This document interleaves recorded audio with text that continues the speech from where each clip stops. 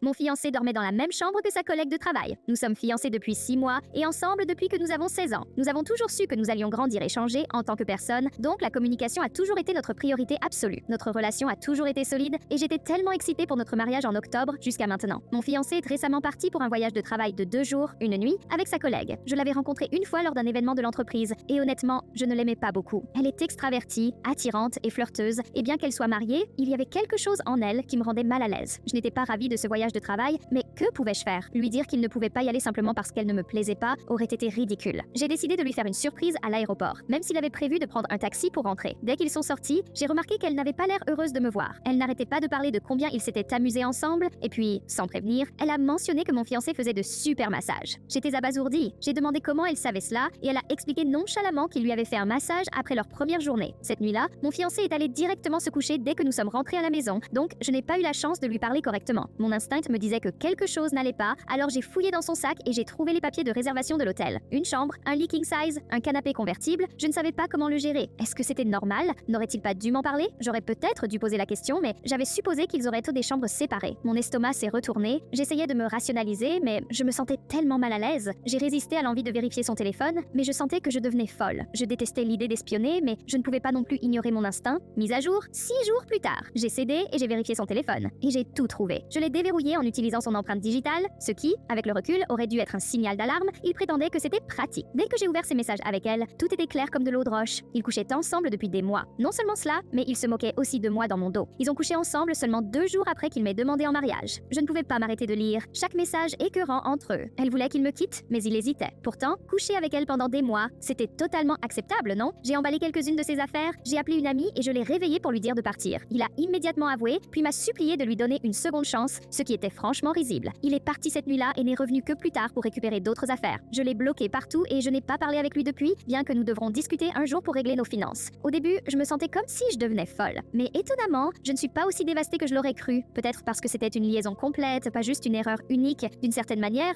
ça fait moins mal, mais je me sens tellement stupide de ne pas l'avoir remarqué plus tôt. Je lui ai fait une confiance aveugle et je n'ai jamais posé assez de questions. Il s'avère qu'il n'y a jamais eu de voyage de travail. Heureusement, mon amie a été incroyable, elle me tient compagnie, me fait rire et m'aide à avancer. Oh, et comme petit bonus, j'ai couché avec un de ses meilleurs amis hier soir. Il m'a dit de ne pas le dire à mon ex, mais bien sûr que je vais le faire. Je ne vais pas mentir, c'était une revanche mesquine, mais bon sang, ça faisait du bien. J'imagine que je suis célibataire maintenant, et honnêtement, je vais en profiter. Je ne peux pas croire que j'étais sur le point d'épouser cet abruti. Finalement, on ne connaît jamais vraiment les gens.